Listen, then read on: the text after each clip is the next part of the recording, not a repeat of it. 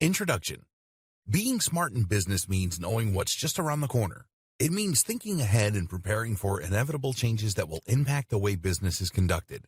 This is what allows a business to be resilient and to thrive in a changing environment. Digital marketing is no different. In fact, in his book, The Personal MBA, author Josh Kaufman discusses the value of counterfactual simulation. This means imagining future possibilities and then preparing for them. Let's say that you have a big business that is doing well in a specific niche. Maybe you have a company that sells a whey protein shake. The mistake that some big businesses make is to assume that they're too big to fail and to coast along as they are. But what would happen if another company came along and released a better protein shake for a fraction of the price? What if a new source of protein were to be discovered? What if a study revealed that whey protein was bad for us? Any of these things could happen and could completely shake up even the most established business. The smart company, though, will already have considered these eventualities and prepared for them. This is counterfactual simulation. It's thinking about what's just around the corner and then preparing for those possibilities. As digital marketers, that means thinking about things that could impact on the face of marketing. And one of the things that could have the biggest impact of all? Artificial intelligence. AI and machine learning have the potential to completely change the face of internet marketing, rendering many older strategies obsolete even. Only by preparing for those changes can you ensure that your websites manage to hold their position in the SERPs, that your advertising campaigns remain profitable, and that your services remain relevant. And a lot of this stuff isn't just speculation. It's happening right now. AI is already making huge waves even though you may not realize it yet. It's affecting the way that SEO works, the tools and software we use, and the way that ads are displayed. AI is able to think faster and smarter than any human, and that's especially true when it comes to internet marketing, which is a data-driven pursuit. An AI marketer can create endless amounts of content in a second, doing the work of hundreds of humans. All of that content will be perfectly catered toward the target demographic. AI will run Google. It will manage entire business models. It will run AdWords, and it will run new tools we haven't even dreamed up yet. The digital marketing singularity is just around the corner. This training will help you to prepare and explain several concepts.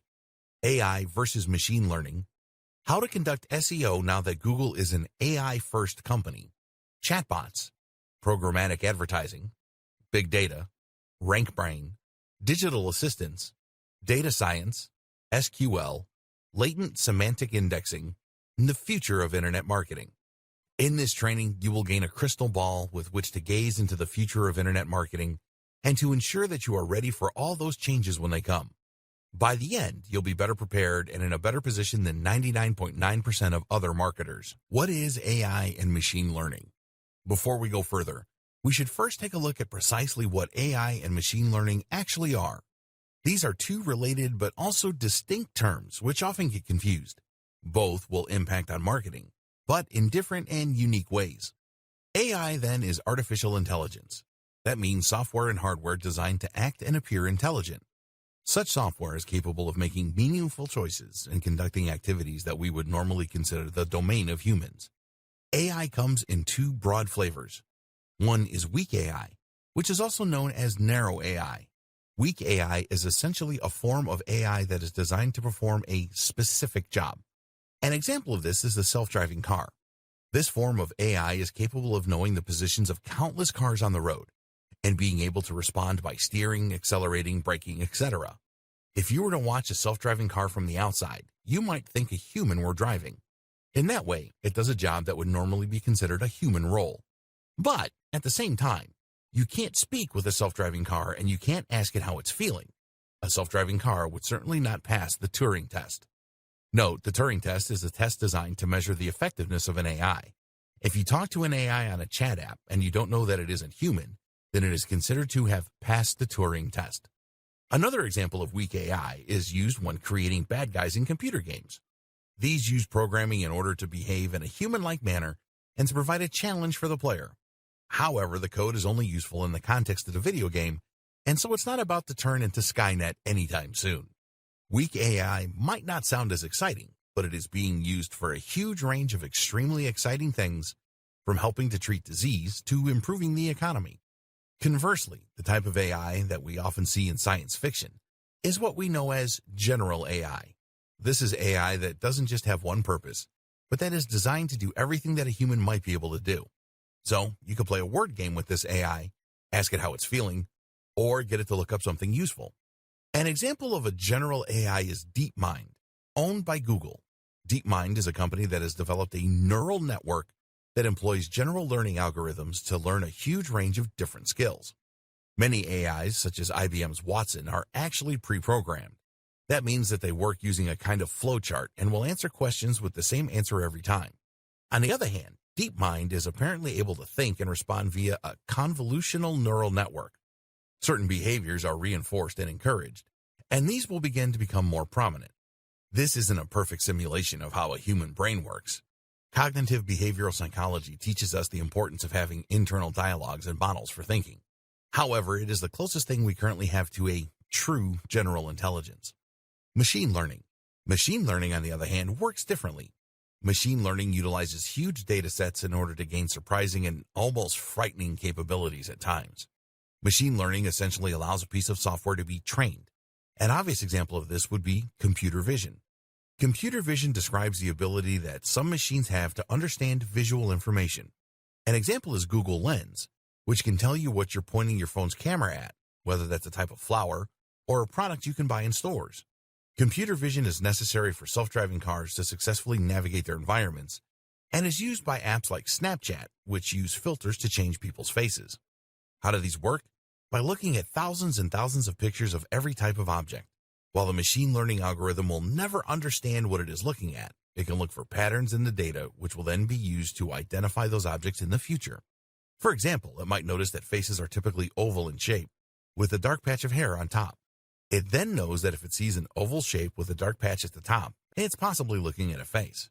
Machine learning has huge potential in just about every field. In the future, it can be used to diagnose diseases more accurately than a human doctor, to advise on financial decisions, to identify fraudulent bank transfers, and much more. All of this has huge potential implications for internet marketing, and that's what we'll be exploring in the following videos. Google as an AI-first company. A while ago now, Google announced that it had become an AI-first company. While that may sound like meaningless marketing babble, the truth is that this determination actually has huge potential repercussions for marketers, businesses, and SEO. Firstly, what does Google mean by this? Meet the new, smarter Google. You might think of Google as a search-first company. The first product that Google provided was a search engine, and that is still what most of us associate with the company. Traditionally, Google's search engine did not work much like an AI. Rather, search worked by attempting to match search terms with the content in an article. This is why the advice for SEOs was to insert lots of key phrases into their articles so that Google's spiders could read that content and quickly identify that it would be a good match for what the person was searching for. As we all know, this didn't work out perfectly for Google. Lots of unscrupulous marketers abused the system by inserting hundreds of search terms into every article, which in turn meant that content Google would show to the user would be garbled and unreadable. That's why, over time, Google has begun to work more and more like an AI. Now, Google no longer attempts to look for exact keyword matches. Instead, Google tries to answer questions that you ask it. It does this by trying to understand what the user is looking for along with the context, and then to provide relevant answers through its search. RankBrain. Google is able to do this through machine learning. Specifically, it uses a form of natural language processing, which Google refers to as RankBrain. RankBrain is at least partly responsible for helping Google to cope with phrases and words that it hasn't seen before. If RankBrain identifies a word it isn't familiar with, then it can guess what it might mean based on context and based on its usage elsewhere. This helps Google to deal with unusual searches that it hasn't seen before without simply matching search terms to content in articles. Search queries are turned into word vectors called distributed representation. These are words and phrases that are close to each other in meaning and context. RankBrain will then try to map the query into words it understands or clusters of similar words. From there, it insinuates what the searcher actually means and is looking for and provides results on that basis. RankBrain also understands the relationships between words and the way that they work together. At one point, joining words such as the or and were ignored by Google. Now, Google understands the importance of these phrases and the way in which they impact on the intent of the user. Like all the best machine learning algorithms, RankBrain attempts to improve over time and adapt to users. It can see which results get clicked the most and thereby know when it is doing well and when it is getting things wrong. As such, it is able to improve search results for any given keyword quickly through algorithmic testing, which is helping to weed out low-quality content that attempts to game the system. RankBrain works using a tensor processing unit, TPU, which is an AI-specific piece of hardware stored in Google's data centers. This is a specific chip that is better able to handle the specific challenges of machine learning tasks. Google's further plans. Over the past few years, Google may have seemingly diversified. It now makes smartphones, it now makes self-driving cars, and it now makes apps like Google Lens. But at the heart of all these initiatives is some form of AI or machine learning. Google Lens uses machine learning to identify objects in a scene and allow users to that way search the real world around them. Self-driving cars, of course, are highly reliant of various forms of AI. And the Google Pixel phones? Arguably, their main focus is putting Google Assistant in everyone's pockets. And this is the real clue as to what Google is up to.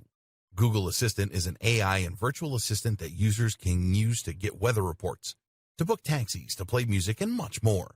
Google Assistant uses a combination of machine learning to detect human language, for example, and AI in order to provide useful results and speak in a natural manner. Google Assistant is closely integrated with Google Search. You can ask Google Assistant a question like, "Who started Iron Man?" and it will give you a natural answer. It does this by first using machine learning to turn your speech into a string, then by using Google Search in order to look up useful answers, which involves machine learning in the form of RankBrain, then by using narrow AI to extract the most useful answers from the best web pages, and then by using another form of narrow AI to provide the response in a natural-sounding manner, which is designed to appear like general AI.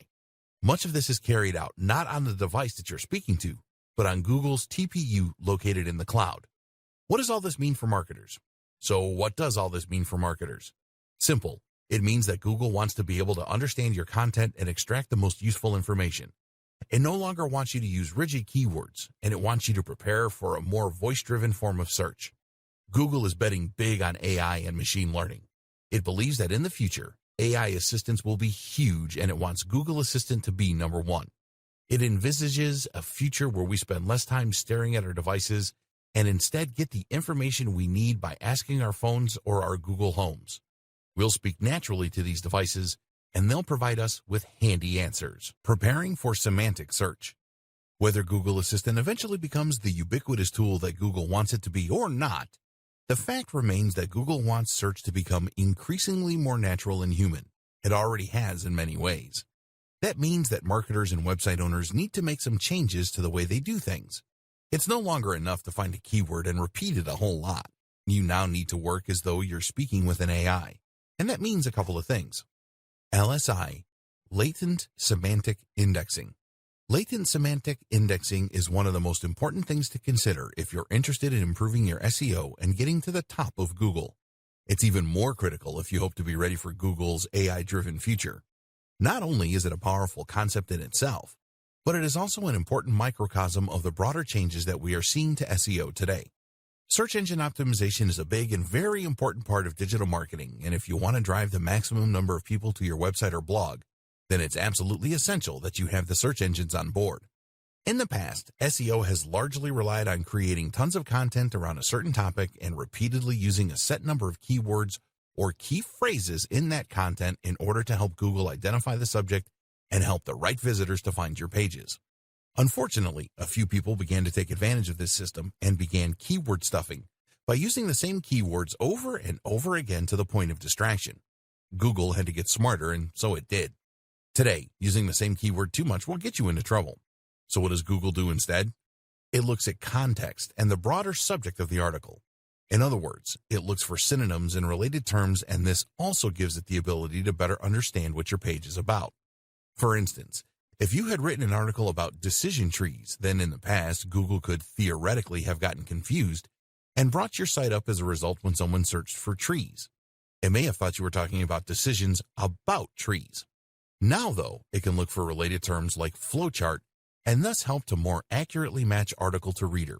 LSI actually comes from mathematics and uses a technique called singular value decomposition. This means that it will scan unstructured data and look for the relationships between the words and concepts within. How to handle LSI. So, how do you make sure your site is LSI optimized? Short answer, you don't. While it is obviously tempting for SEO companies to now start offering their LSI optimized services, the truth is that you should have been doing this all along and without thinking about it.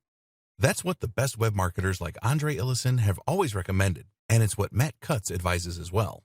In short, writing naturally should mean that you are including synonyms and related topics. Otherwise, your writing is going to sound pretty repetitive. The moral is what it's always been: stop double guessing and just write for the reader. This is something we'll come back to again and again with regards to preparing for a smarter Google. But there are also some other tips you can keep in mind if you want to ensure that Google knows what you're talking about. First, make sure that you use more than one search phrase. It's a good idea for a whole host of reasons to use a combination of different search terms rather than targeting just a single one. Seeing as Google will often show results that don't use the exact key phrase the person searched for, it makes sense to try and include a few popular iterations of the same term. Likewise, you should make sure to use good and varied vocabulary around the topic. This helps to better demonstrate the context and the subject matter of your article. Rather than filling an article with random synonyms, think instead about words that would often occur alongside the topic you're working with, such as our earlier example of flowcharts. This is called co-occurrence, and it's the kind of thing that machine learning algorithms love. Structured data. The other big concept that SEOs need to consider in order to be ready for the AI Google of the future is schema markups, also known as structured data, also known as rich data. Remember, Google's aim is to enable Assistant to answer natural language questions with useful responses, which will draw on information found on the web. Google doesn't just want to pull up a list of useful search results. It wants to be able to answer questions. So if someone asks how to make bolognese, it will simply read out the ingredients. In order to do this, Google needs to be able to find that most relevant information in a passage of text and then pull out the specific answer. This takes the concept of rank brain to the next level, allowing it to understand not just what an article is about, but how each paragraph in that article functions.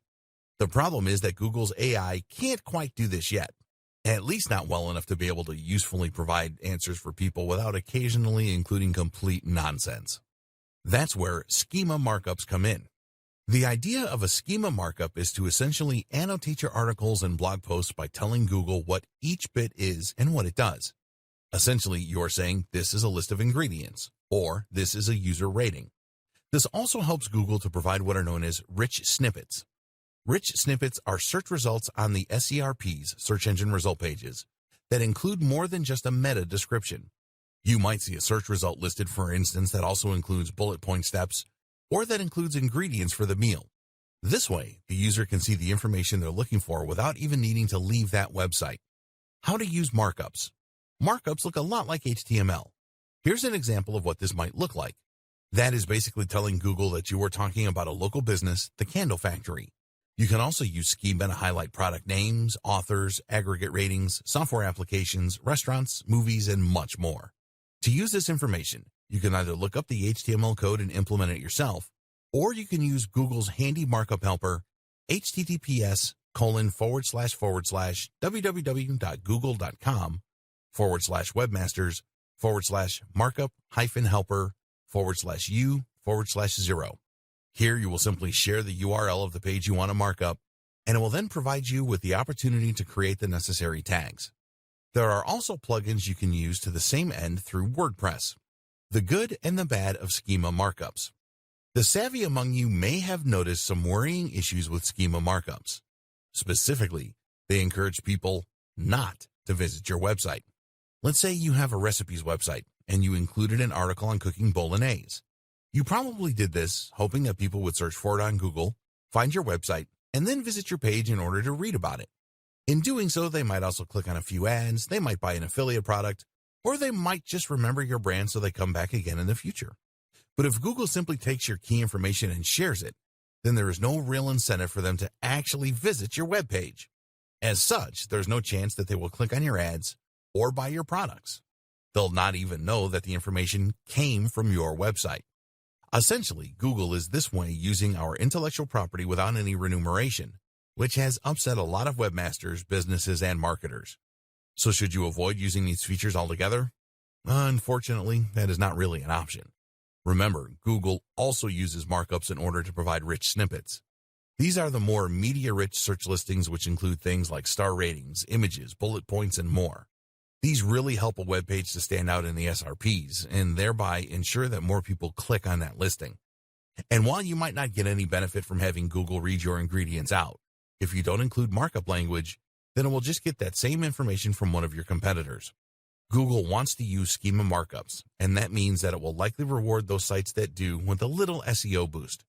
For all those reasons, it's essential that you keep using this strategy, even though you might be giving Google free information in doing so. In the future, if more and more people talk to their Google Assistant rather than browsing the web for information, then there's a good chance Google might need to rethink its policy, lest it face a rather big backlash from content creators. Big data. You might hear the term big data thrown around a lot and not fully understand what is meant by it. In this video, you will be enlightened and learn how big data can help you and your business both now and in the future. Essentially, big data is nothing more than large data sets. These large data sets are increasingly common online, seeing as everything online is easy to measure and document. If you think about a company like Google, it has immense data sets that it works from, describing the search history of billions of users. But even a standard website that gets 1,000 visitors a day will work with huge amounts of information. A website will naturally record each of those visits and will also store data about each one, such as the country of origin and the length of time spent on the site. In a few weeks, this data will likely crash a lot of spreadsheet software. The reason that big data is featured in so many discussions is that it is very difficult to handle.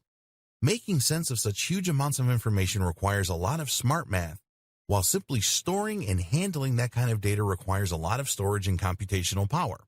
But the potential value of big data is also absolutely huge. Big data provides patterns and insights that you simply can't get by observing a few users. This is essentially how machine learning works, by looking for patterns in massive data sets. The difference is that this is being leveraged in a slightly different way. Predictive modeling. Predictive modeling is a process that involves data mining and probability to forecast potential future outcomes. A model is created using a number of predictors. Predictors are variables that are thought to influence future results. Once data is collected for these predictors, a statistical model can be created. That might use a simple linear equation, or it might use complex neural networks. Either way, statistical analysis can then be used in order to make predictions about how things are likely to go in the future. With regards to marketing, this can help provide better customer insights, better lead scoring, campaign nurturing, upselling and cross-selling, personalized product recommendations, and more. Amazon is an example of a site that uses big data in order to provide personalized product recommendations.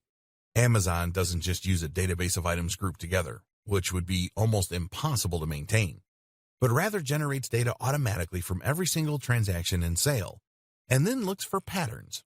It will see what products tend to be bought together, there's that co-occurrence again, and can therefore use this information to show items that it thinks a user might want to buy next. Likewise, when it comes to lead scoring, big data can be immensely useful. Lead scoring means understanding which leads are likely ready to purchase and which are not. This is immensely useful information for companies that might want to send sales letters to the cross-section of their mailing list that they think will actually buy from them, rather than being put off by the amount of sales material they're receiving. Amnesty International uses segmentation and predictive modeling techniques in order to better identify the right groups to market toward. By collecting data and then looking at what that data reveals about the kinds of people who donate, Amnesty International knows who it should be targeting with its ads, how much they are likely to spend, and how they're likely to do it. Any charity can benefit from this kind of data analysis, as can any business. Collecting big data. If you want to start collecting data for your business, there are a wide number of plugins and tools you can use to do so. You should find that a lot of tools, such as Google Analytics, will allow you to export massive amounts of data in order to work on. You can then choose to use this information yourself or outsource it to a data science organization that can use that information to provide valuable, useful insights. Another good idea to prepare yourself for the future is to allow users to create profiles. By doing this, you can collect much more data on individual users and in future provide better recommendations on an individual basis too. This is something that stores have been doing for decades with loyalty cards. But of course, the digital nature of selling online creates even more potential opportunities. Computer vision. As mentioned, computer vision is the ability for machines and computers to see by learning from huge data sets and machine learning. By observing countless images, a machine can learn to identify images in an object or to navigate an environment without crashing into things. What does this mean for the future of SEO? One big thing, and one thing that you should make sure that you are ready for, is that Google will likely start paying more attention to images on websites. Traditionally, we've been told to avoid using images for things like site names. Why? Because Google can't read an image, and therefore we won't get any SEO benefit from that. But Google does have software that can read text from an image. This is called OCR, Optical Character Recognition. And if you want to see just how good it is, try pointing Google Translate at a foreign language and see it appear in your native tongue in real time. If Google can do this, then it's only a matter of time before it starts reading the text in your images to see if they back up the niche and key phrase that you are targeting with your website. Likewise, seeing as facial recognition is already a big deal when it comes to security and Facebook, it is probably only a matter of time before Google starts using that too. For example, if you write a blog post about Sylvester Stallone, Google might someday look not only at your content, but also at the photos on your page in order to see if there are pictures of Stallone there. Google Images might one day not be reliant on surrounding text at all, but might instead base its results purely on what it sees in the image and whether this lines up with what you're searching for. Issues like image quality are also likely to play a big role in the future. Google might opt not to recommend your webpage if it thinks the imagery on there is poorly chosen and out of place. So what can you do to prepare? For now, the closest thing to communicating with Google via images is the use of markup language and/or file names and alt tags. Using alt tags to describe images can help Google to know what they represent, and therefore to better decide if your site is relevant for a particular user. Meanwhile, make sure that all the imagery you are using is relevant and high quality. Advertising. At its core, machine learning is about evolving. It's about getting more and more data to the point that it can make more accurate assertions. While face detection in images might start out poor, the system evolves and learns to the point where it becomes more accurate than a human. Imagine if you could turn that power to advertising. Imagine if you could show precisely right advertisements to precisely the right people at precisely the right times. Imagine if your advertising campaign evolved to get more and more specific, so that an increasingly large number of viewers clicked on the ads and bought your products. The longer the campaign ran, the more your profits would increase and the less you'd spend on ineffectual ads. That is precisely how programmatic advertising works, and you can start using it right now. What is programmatic advertising?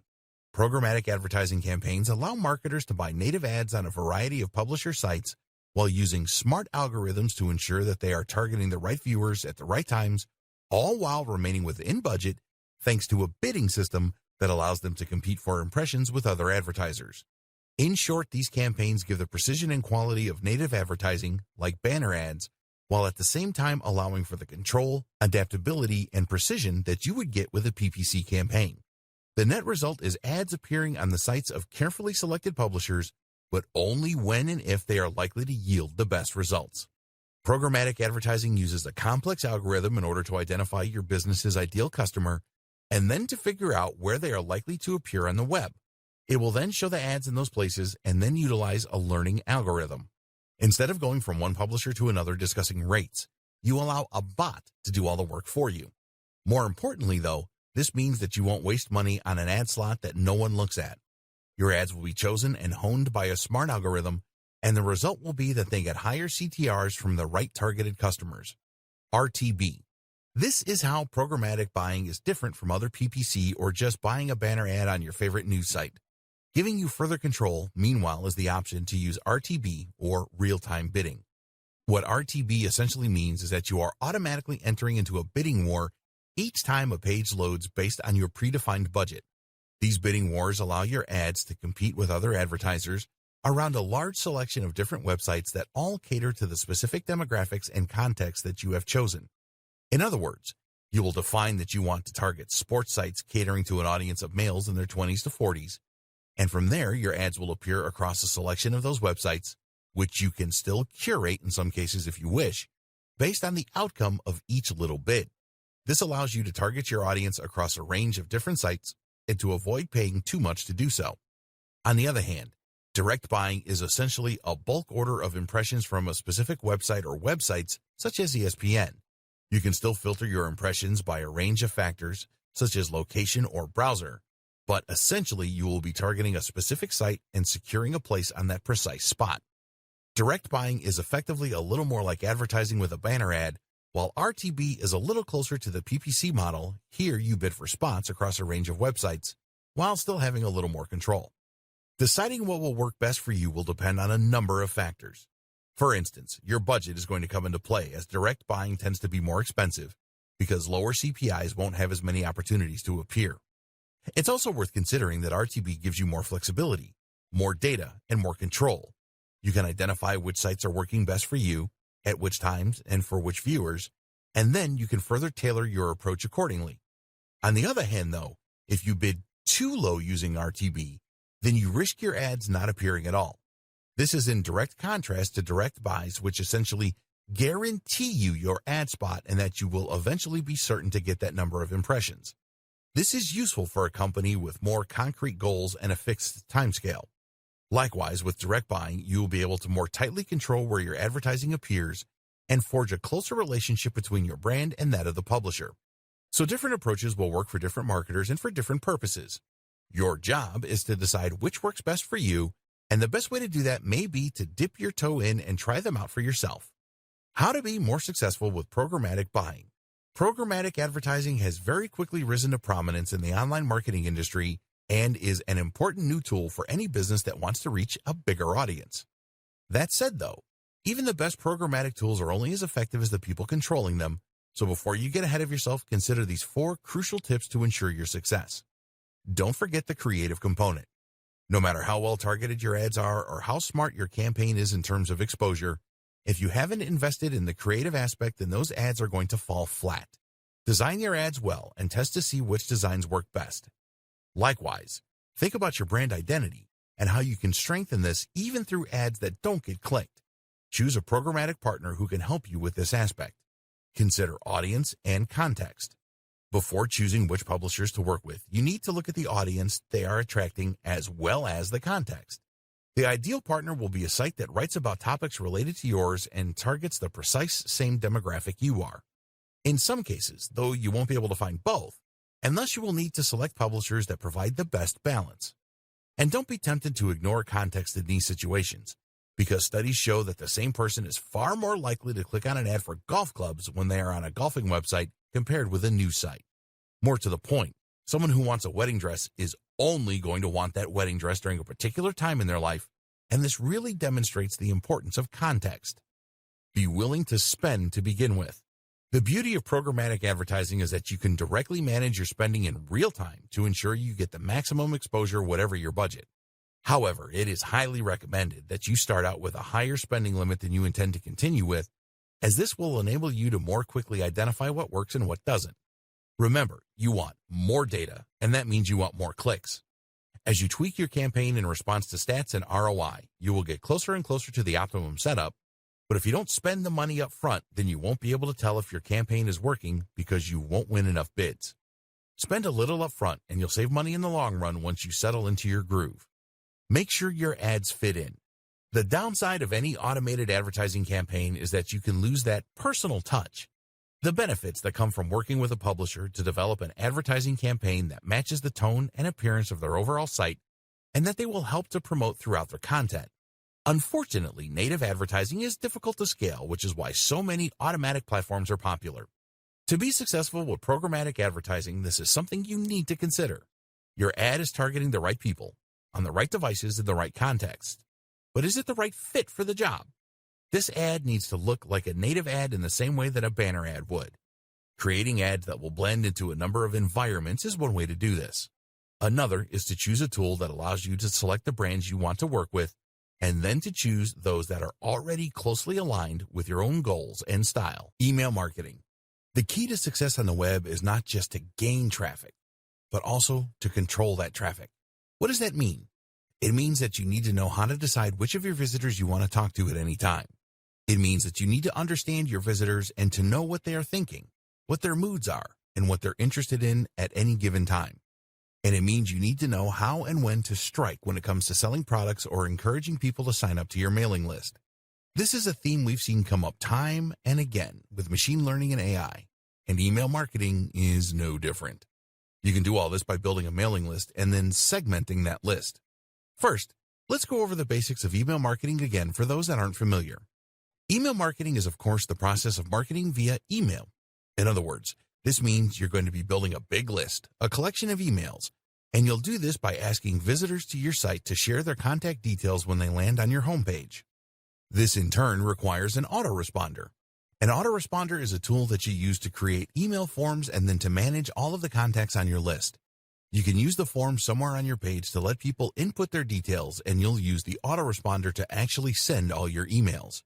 It should be immediately apparent what the value of this is. Sending all your emails manually using Gmail or another web client is not easy and would likely result in many not getting delivered. You'd have to send lots of different emails for longer lists, and you need to manually manage any requests to subscribe or unsubscribe. An autoresponder manages all of that for you, so you just need to write one email and then click send. The other benefit of an autoresponder is that it can collect data for you and use that information to do a range of different things. For example, an autoresponder can show you the percentage of subscribers who actually open your emails. If your email subject headings aren't successfully encouraging people to read, then you can identify this problem and work on a solution. Suddenly, we're using a data-driven approach and machine learning again. You can then see all the visitors who did read a given message in one place, or choose to see all the ones that didn't. You can see the open rate for different individual visitors, and you organize your list by different factors. That's another handy thing about using an autoresponder. It will allow you to grab more information using the form embedded on your page, and that information can then be used to group your visitors. Want to just message the men? Go for it. Want to just message the people over 30? You can do that too. Or how about having multiple different mailing lists for different brands, or even for different products? All of this can be accomplished using just a single autoresponder. And of course, this kind of control and automation opens up all sorts of possibilities when it comes to AI and machine learning for marketers, lead warmth, and email segmentation. The true power of all this information comes from being able to use that data in order to pick and choose who your messages go to. For instance, you can decide that you want to send an email only to people who fall into particular categories. What we're interested in to begin with is sending emails based on engagement, retention, and lead warmth. A lead is anyone who has shown some kind of interest in buying from you. That means that anyone who has signed up to your mailing list can be considered a lead because they have demonstrated an interest simply by doing this. But at the same time, a lead is also anyone who visits your site or who takes your card. This is a cold lead, whereas someone who actually gives you their contact details is a warm lead. Leads get warmer the more interest they show in what you do and what you're selling. And the warmer a lead is, the more likely they are to buy from you. In fact, this is the true and most useful purpose of having a mailing list to begin with. It allows you to take your ice-cold leads and turn them into warm leads and then paying customers. I always liken this to asking for someone's phone number. If you were just to walk up to someone in a club and ask for their number, they'd likely just tell you to go away. Why would they give you their number when they know nothing about you and have shown no interest in you? First, you need to chat to them and let them get to know you. If they look at you and smile, they're a cold lead. If they respond to your witty banter and tell you their name, they're a warm lead.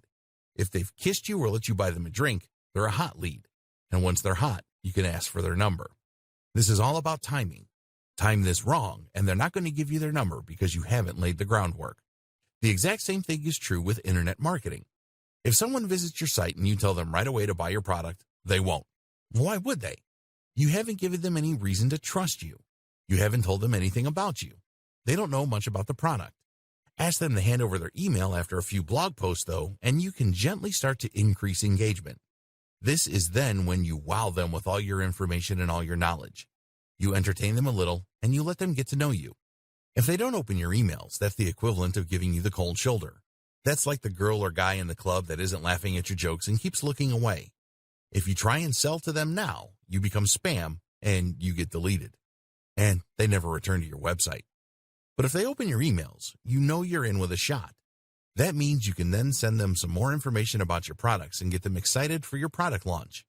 If during that they still keep opening your emails, then you know you've got an even better chance of success. If you now try and sell to them, there's a much better chance they'll buy from you. Using email segmentation, you can do exactly that. You can see which of your visitors are actually opening your emails, are actually clicking your links, and are scrolling down to the bottom. In fact, using cookies, it is even possible to see which of those visitors has been to your website and looked at your products. You can see who has hovered on your products and been tempted to click buy. Email segmentation combined with machine learning. If you have been paying close attention, then you might already have figured out where this is going. Remember when we discussed big data? We said that you could use predictive analytics in order to better rate leads. This is where things could get really interesting for the autoresponders of the future. Imagine if your autoresponder not only segmented your audience and looked at the open rates and engagement, but if it could look for trends across huge data sets. In other words, what if your autoresponder recorded every single person who bought from you and assessed what actions they usually took first? This would allow that machine learning algorithm to better spot when a user is behaving like someone ready to buy and to send them a message tailored to encourage that purchase. This could be combined with smart recommendations in order to improve their likelihood of buying even more.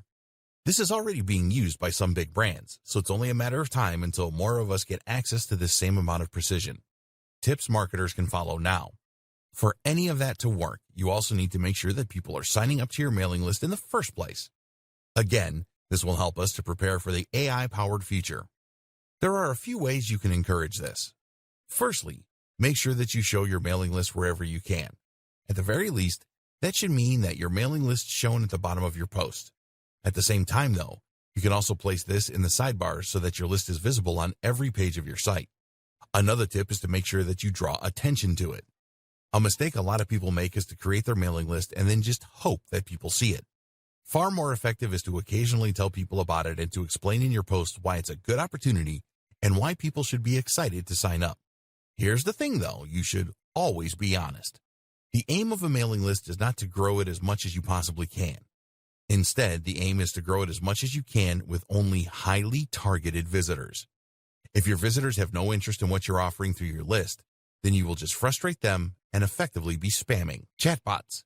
Chatbots are an increasingly popular tool for marketers, business owners, and webmasters. So what is a chatbot?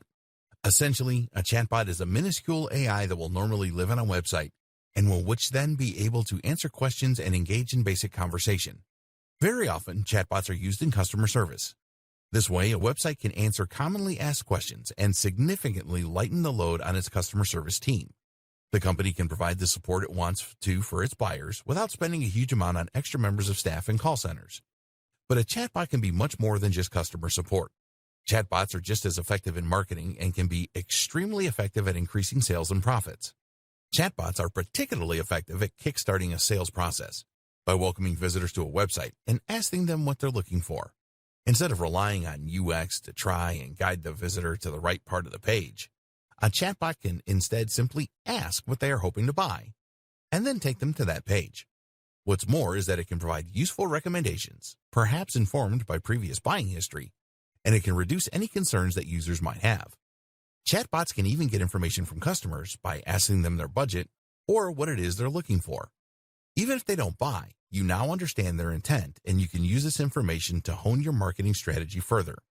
Some pundits argue that in the next few years, 85% of business might be done through chatbots. So how can you get started? 80% of businesses say they want chatbots in place by 2020. Facebook chatbots. One option is to invest in a Facebook chatbot. There are plenty of sites and services online that will sell these for you.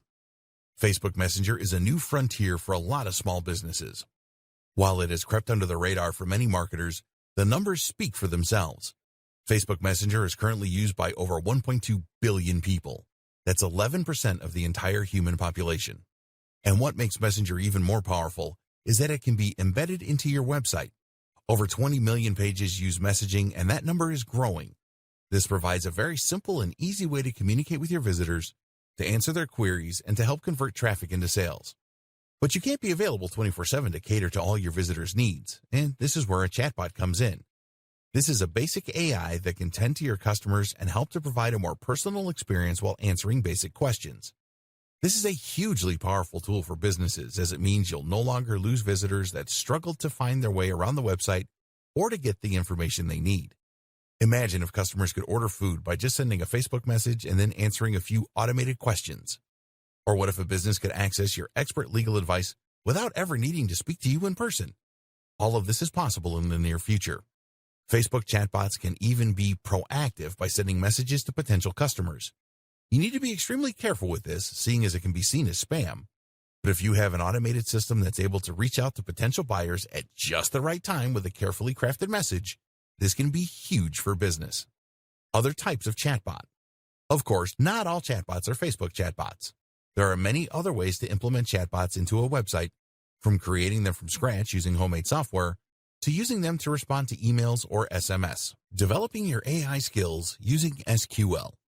If you want to ensure you aren't left behind by developments in AI and machine learning, then it may pay to learn relevant skills that you can use to implement your own strategies. At least by understanding the tools used in AI and machine learning, you will be able to navigate these new horizons and make smarter decisions for your business. One of the key concepts to understand then is SQL. SQL stands for Structured Query Language and is a declarative language that is used to store and retrieve information from a database. If that sounds like gobbledygook, it basically provides a set of commands you can use to manipulate large data sets. SQL is crucial for data science and machine learning. It takes a number of forms, such as MySQL, SQL Server, and SQLite. Each uses a slightly different dialect to achieve the same thing: interact with relational databases. Relational databases consist of numerous tables like you see in Excel, with columns and rows. So if you had a lot of visitors to your website, you might fill out their data across rows such as name, age, contact details, etc. Pull out any given visitor, and it will bring their details up so that you're ready to call them and market to them. SQL then allows you to do things like creating whole new tables or inserting new rows, columns, or cells. You can do this with simple commands like create table and insert into. To make a new database, you first need to use a command to make it, and from there, you can then begin inserting tables like so. One of the most powerful commands is something called select, which allows you to retrieve information across one or more tables. For instance, you can use this to get the details of anyone over a certain age, like so. Group by is a command that lets you group results according to certain conditions. Cursors let us move through sets of data and make changes. While this all might seem quite simple, combined with huge amounts of data, these simple commands can yield fascinating results and be extremely useful in informing future decisions. This is essential how machine learning works. And if you ever want to work as a data scientist to employ big data solutions or machine learning applications, this is what you will need to know: how to future-proof your marketing. Over the course of this training, we've examined a large number of different types of AI and machine learning in the context of digital marketing. The objective of all this has been to help you better prepare for the future. You know that you should start collecting as much data as possible right now, that you need to add schema markups to your site, that you should be using LSI, that you could benefit from a chatbot. You even know a little bit about SQL, just in case you ever decide to get involved behind the scenes. But in all likelihood, all of this is going to change a lot more before it enters the scene, and we can't really anticipate just how its impact will be felt. There are huge waves making their way through internet marketing, and the power of AI can't really be understated. Imagine, for instance, what will happen once AI that can write high-quality content becomes commonplace and commercially available. This technology already exists. AI that can write nearly as well as a human. But when it is allowed to cut loose on the web, it could potentially flood the internet with new enough content to double or triple its size in a matter of days. How will we know what's written by a human and what's not? What about when AI can create realistic-looking images? We've already seen the power of deep fakes. How will we know what's real and what's not? We can't really prepare for these scenarios because we don't know how they will play out. So for now, it is best to focus on what we do know. And in particular, as a marketer, that means focusing on Google's move to natural language processing and more human-like interactions. It also means that Google is going to keep getting smarter. Google used to look for keyword matches, but now it actually understands the meaning of a website and can use many more metrics in order to understand whether it is high or low quality and whether it is delivering on what it claims to do. In fact, Google likely has the potential to become the most powerful AI on the planet owing to the huge amount of information it has access to and the huge resources that the company pour into it. This makes it increasingly difficult to game the system or to try and trick Google. The best thing we can do then, make the best quality content we can. As Google becomes more and more human, writing for Google and writing for the reader will mean essentially the same thing. It's time we started focusing on great quality content and on providing real value. The key thing to remember is that Google serves its customers first and foremost. Who are its customers? The users who use it to find information and entertainment. Google wants people to keep using its search, and as such, it needs to make sure it consistently brings up only the most relevant and interesting information. As long as you are concerned with creating great quality content for your readers, then your goals and Google's will be aligned. Thus, each time it gets a little bit smarter, that will work to your favor instead of being something you need to worry about. As Google gets smarter, it will find more ways of identifying the best quality content. And so, if you're focused on delivering that, Google will find more ways of connecting you with your audience. Combine this with more data collection and a generally more data-driven approach to marketing, and you'll be ready for the future of the industry.